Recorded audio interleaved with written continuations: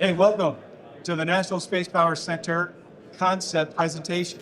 I'll be your host, Bill Wolf. General Saltzman, you and I have been talking about this concept for a little while, and what I told the team, and as you know, it's all about partnerships, so I'm really excited to be partnering with Sidero, which does a unclassified digital twin of the entire space environment. And so one of the requirements, the operational needs is let's create an unclassified interaction with the space domain. Another partner is obviously immersive FX, which is the screen technology. This can actually go all the way to 360 degrees. So we can walk inside a dome if we wanted to, just as this is a subset of what that dome would look like. This is where FOB Zero Line comes in. They're creating a training, an actual live training simulation environment in the desert of Palm Springs for Special Operations Forces. And I don't know if you remember this, General Saltzman, we were at the Consolidated Mission Ground Station in Denver when you were the group commander back there. And we were talking about the tacticians coming in. And I said, General, what happens if something happens to the satellite to where it goes from green to yellow to red? Well, what we're going to display finally is we've done a scan, a 3D scan of a satellite.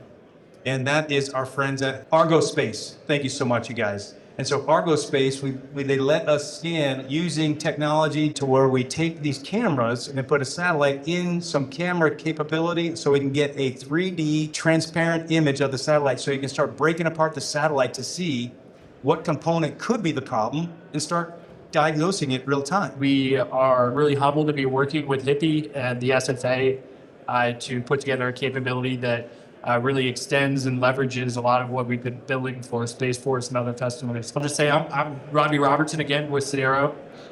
We've been working on this concept and we've been focused specifically on what our technology, our enterprise and cloud software platform applies to, what a digital platform should look like that can help drive that message forward about why space matters and do it in a really adaptable, incrementally deliverable and holistic way, where we can map a common digital fabric of modeling and simulation assets, our own that are built natively within our platform that you can see here, but also third-party capabilities and content. Bring those things together and communicate why space matters, in addition to supporting those professionals who want to do the planning, the training, and the testing. The point we want you to take home is not exactly what we're modeling and simulating in the deep details, but really how much of a high fidelity, holistic picture we can put together and then communicate in specific and differentiated ways for different potential stakeholders and consumers of that information.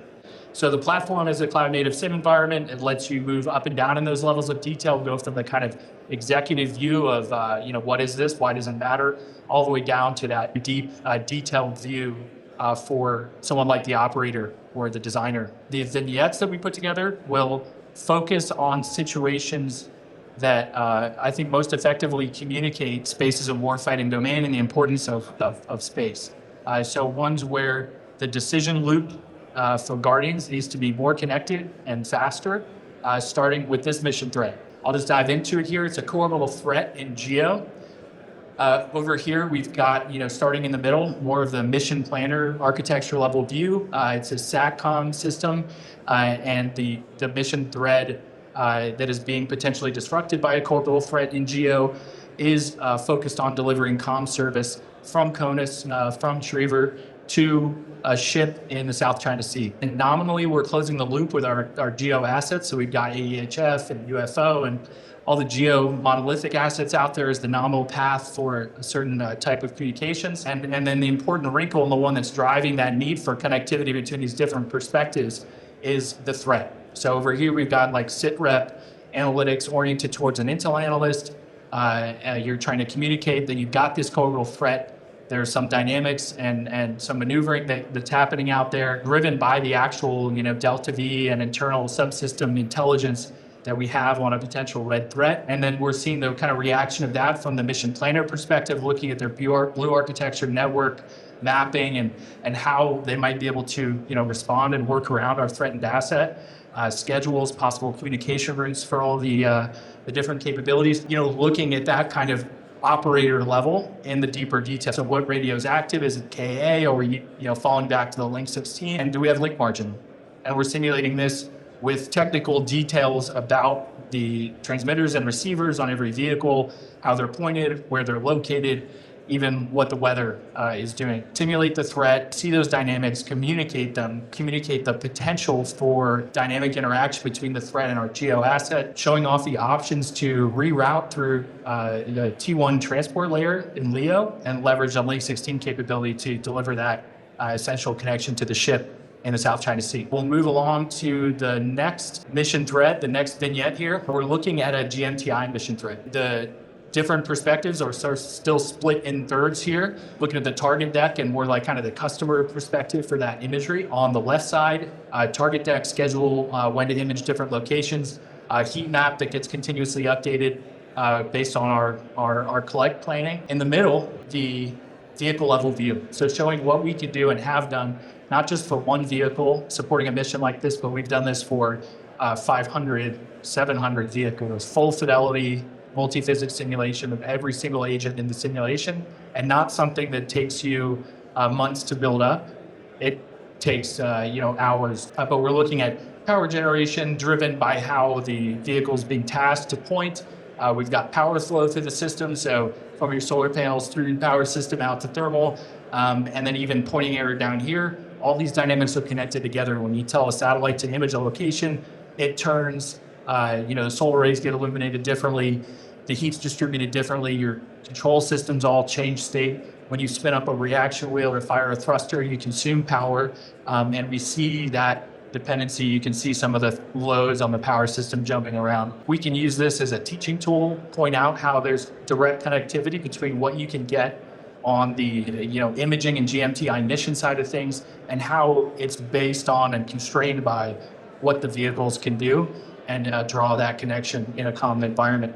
And then finally, on the far left here, synthetic imagery that we can integrate with maybe capabilities from that imaging payload vendor to provide alongside the other more traditional mission planning assets. All of this is just an example of the kind of diversity of analytics and perspectives that we can try and put together in a few weeks. We're ready to get after it with Hippie and the team at SFA and the entire community that's plugged in there to contribute. Exactly. Hey, thanks a lot, Robbie. Appreciate that. Now, General, the last thing we'll bring up is exactly what I was talking about. It's pretty compelling. It's just a video right now, but it's actually on display. Sony Electrics. We've actually got a booth over there, and if you want to sit down at the booth, you'll be able to see exactly more of the detail that we're talking about.